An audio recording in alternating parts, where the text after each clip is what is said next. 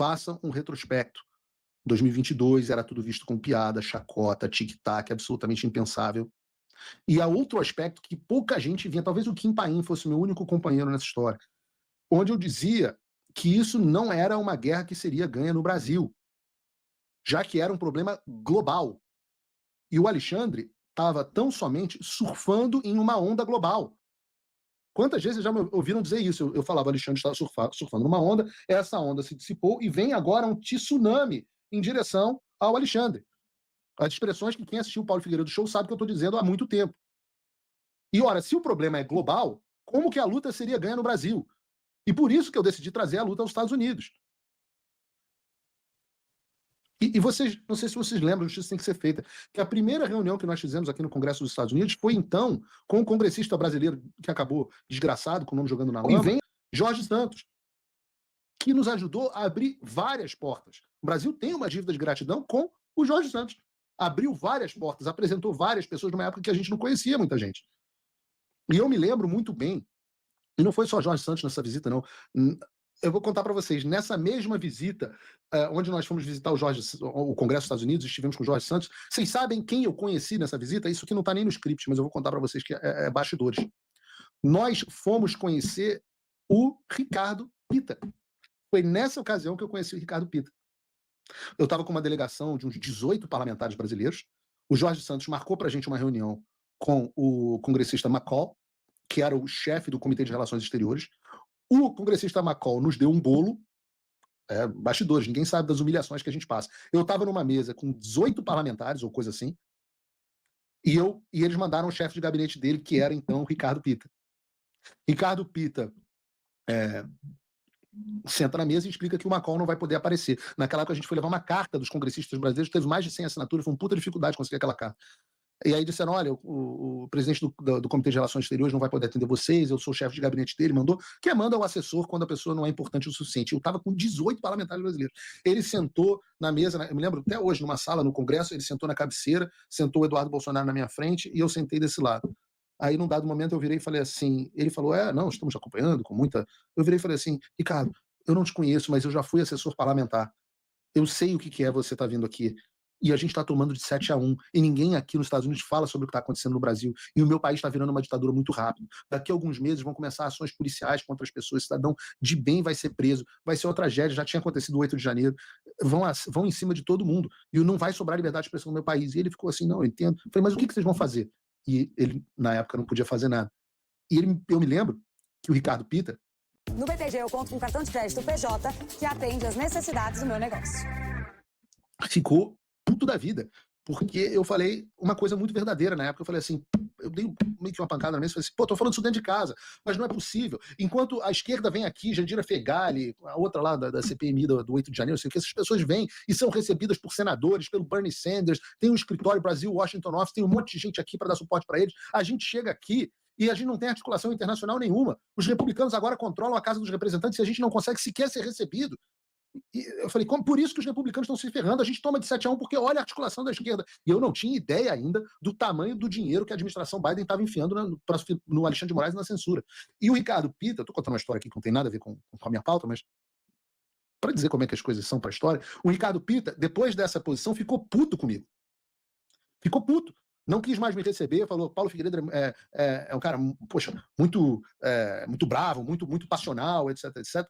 Eu o procurei, quando eu soube que ele tinha ficado chateado, eu o procurei, pedi desculpas, expliquei exatamente por que eu estava chateado e nós nos tornamos amigos. E aí, passam os anos, a primeira visita que a gente fez no Departamento de Estado, quando o Trump assume, o Ricardo Pita me mandou uma mensagem e falou, olha, o Trump me indicou para o Departamento de Estado, justamente para o Hemisfério Ocidental, e vou estar fazendo coisa em relação ao Brasil. Primeira visita que nós fizemos foi justamente ao Ricardo Pita. Depois ele faz uma visita de cortesia ao Brasil, recebe o presidente Bolsonaro e é uma figura-chave no que está acontecendo hoje. E naquele momento, naquela viagem, enquanto a gente passava por perrengue, por humilhação, para correr atrás, para brigar pelo Brasil, né, eu sempre digo,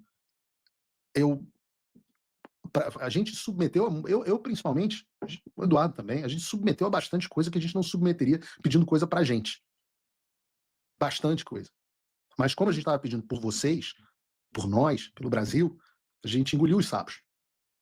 Eu acompanhei algumas na pele, não é muito da minha personalidade ficar engolindo sapo. Vocês me conhecem, sabem que eu sou uma pessoa combativa, bateu, levou. Mas é meio que o que faltou o Zelensky ali naquela sala com o Trump, né?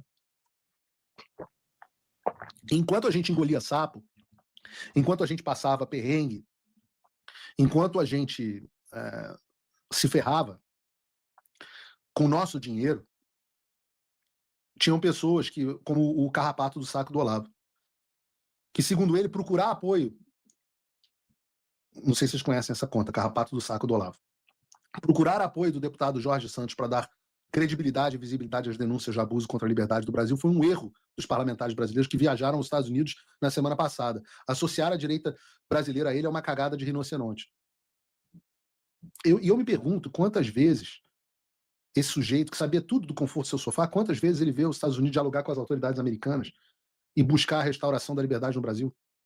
Nenhuma. Ou qualquer lugar na Itália. Pô, alguém podia ir à Itália, alguém podia ir a Portugal, alguém podia ir à Espanha.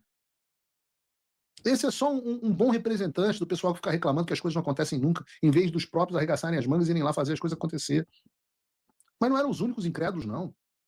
Eu trouxe um carrapato e agora vou trazer pessoas poderosas. Gente que se achava grande demais para ser pega. O decano todo-poderoso do Supremo Tribunal Federal. Há 5 meses. Vamos ver o que dizia o decano todo-poderoso do Supremo Tribunal Federal.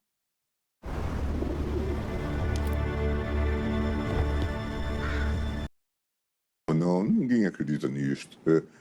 As relações institucionais se fazem de maneira normal, tranquila. Ainda ontem eu estive na embaixada americana e o que você tá fazendo lá? A embaixadora falava dos 200 anos de relações que o Brasil mantém com os Estados Unidos. Passamos por governos os mais diversos ao longo desses anos e uma relação muito marcante. A presença do capital americano no Brasil e a cooperação que existe. Também nós temos empresas grandes nos Estados Unidos. O setor de carne hoje, de alimentos, é dominado por brasileiros, em suma, no mercado americano. Em suma, há uma cooperação natural e compreensiva e não vejo nenhuma possibilidade de retaliação. Nenhuma possibilidade de retaliação. Nenhum temor. Ninguém acredita nisso. Não vejo nenhuma possibilidade de retaliação. E eu tenho que falar, é uma das coisas boas de você ser o underdog, né? Aquele lutador contra todo mundo, contra quem todo mundo aposta, que os caras grandes não levam a sério, até que começam a levar. E se há 5 meses o Gilmar Mendes dizia que não vinha nenhuma possibilidade de retaliação, hoje a história parece só um pouquinho diferente, né, Gilmar? Porque a partir de hoje, dia 28 de maio de 2025, a reação já não é mais uma possibilidade, já é realidade. Porque hoje, o secretário de Estado dos Estados Unidos, Marco Rubio, fez o seguinte pronunciamento no X.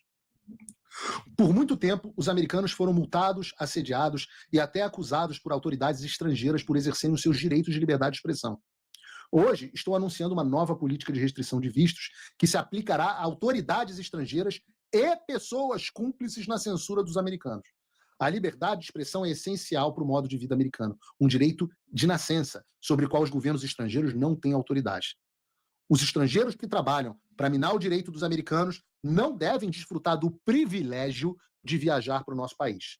Seja na América Latina, Brasil, na Europa ou em qualquer outro lugar. Os dias de tratamento passivo para aqueles que trabalham para minar os direitos dos americanos acabaram. E se por acaso o recado não tiver ficado claro, nós temos também uma declaração que o Marco Rubio deu à imprensa, sendo ainda mais específico sobre o que acontecerá a partir de hoje. E eu vou ler com vocês. A liberdade de expressão está entre os direitos mais queridos que desfrutamos como americanos. Esse direito, legalmente consagrado em nossa Constituição, nos diferenciou como um farol de liberdade em todo o mundo.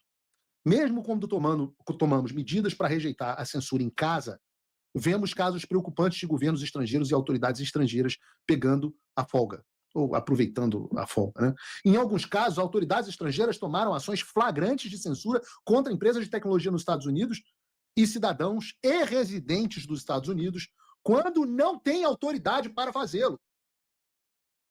Hoje, eu estou anunciando uma nova política de restrição de vistos que se aplicará a estrangeiros responsáveis pela censura da expressão protegida nos Estados Unidos. É inaceitável que autoridades estrangeiras emitam ou ameacem mandados de prisão contra cidadãos ou residentes dos Estados Unidos por postagens de mídia social em plataformas americanas, enquanto estiverem fisicamente presentes em solo americano.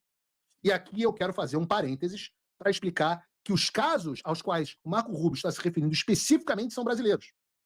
Vejam a forma do texto.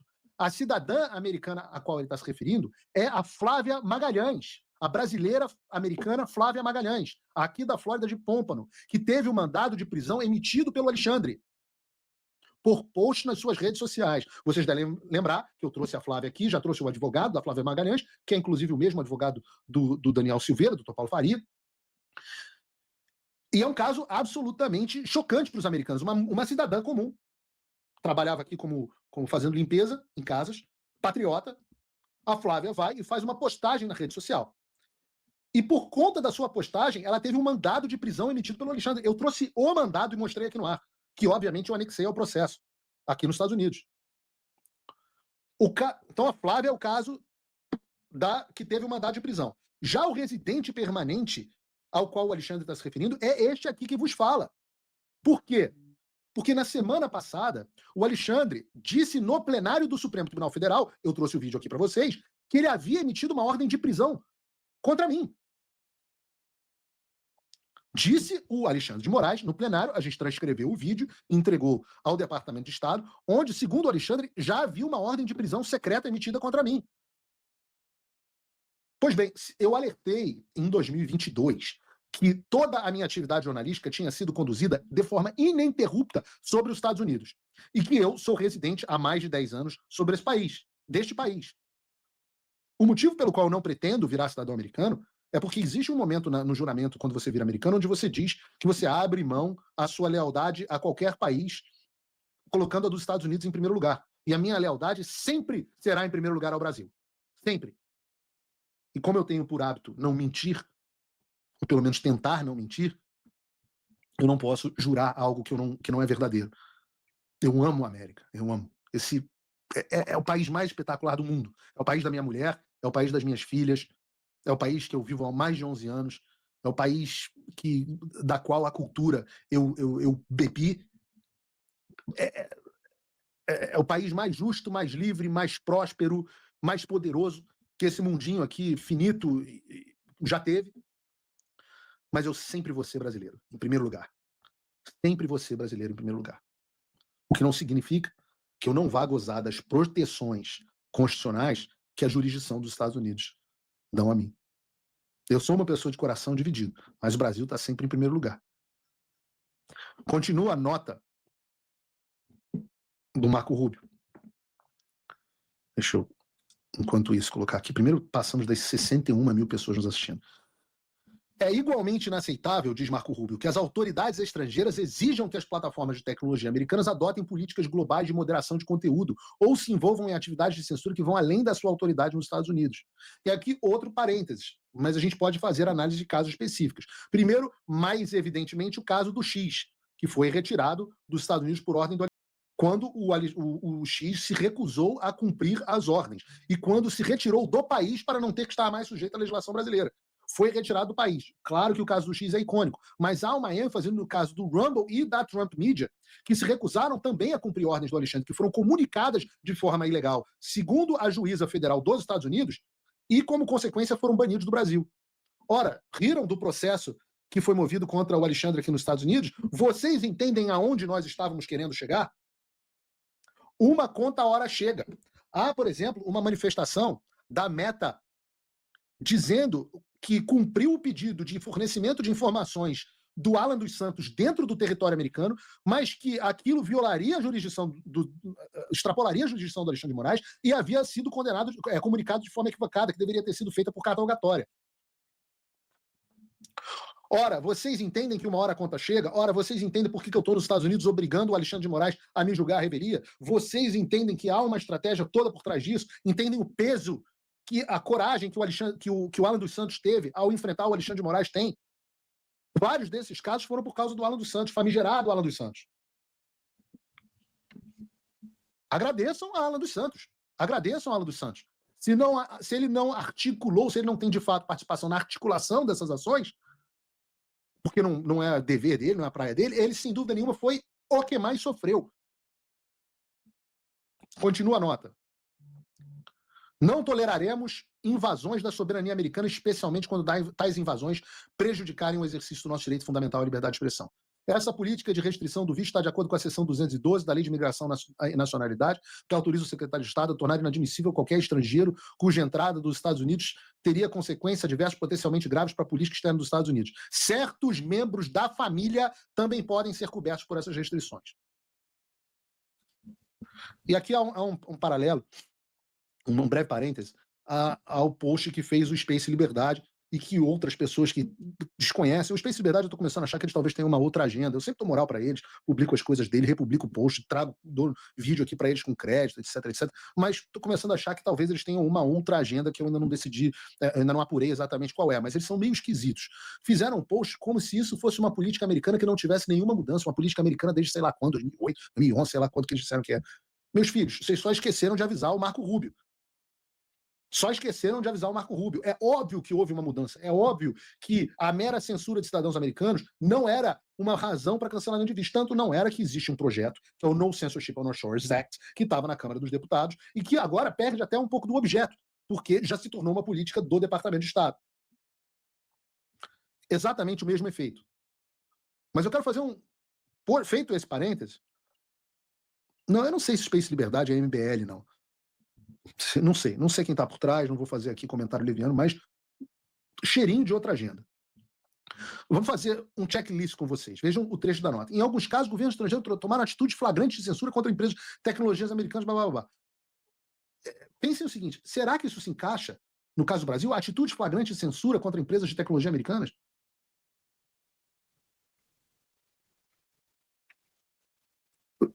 Censura contra cidadãos residentes nos Estados Unidos. Sei lá, derrubar o meu canal de 1 milhão de inscritos, cancelar meu passaporte, bloquear minhas contas bancárias, colocar o Elon Musk no inquérito, talvez deter o Jason Miller, assessor direto do Trump, cidadão americano, ilegalmente por ter se encontrado com o presidente Bolsonaro.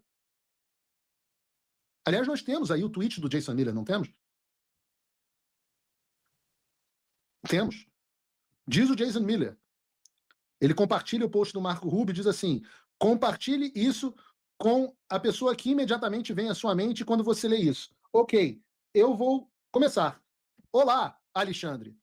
Wix te dá o poder da inteligência artificial para criar um site com todas as funcionalidades.